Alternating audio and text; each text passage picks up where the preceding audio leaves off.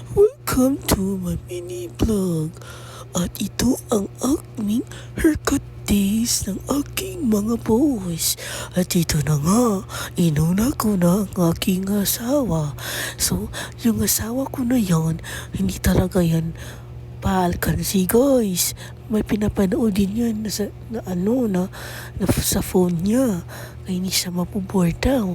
So ayan, ang dali-dali naman yung i-haircut guys kasi lang yung buhok niya. So kailangan ko ng haircut yung buhok niya kasi aalis kami dito, magbabakasyon kami.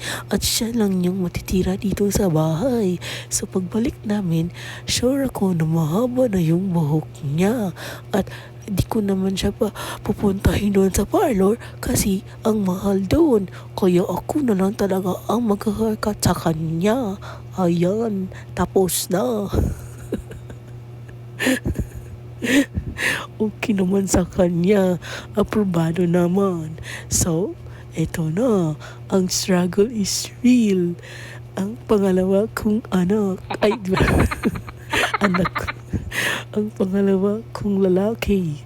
So ito na nga. So may pinapanood din siya yan para hindi siya maging malikot.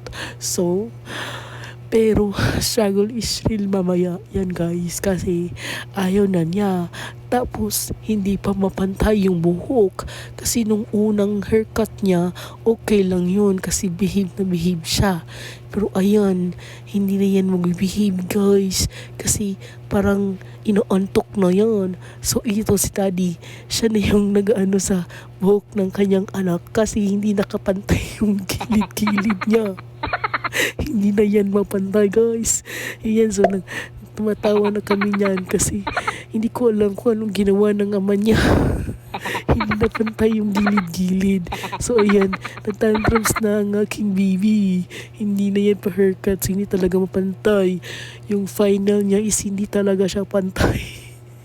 So sa susunod na lang na araw, ipapantay ko yan. Ayan na, tapos na kasi niya talaga madadala ang likot-likot na niya. Ayaw na niyang manood ng cellphone. Kaya ko na lang, linis na yan sa kabila guys. Ayan si daddy. So, niya yung gilid-gilid kasi hindi na pantay. Good luck sa atin. Ayan na, okay na. Susunod ng araw. Salamat sa panonood. Bye-bye!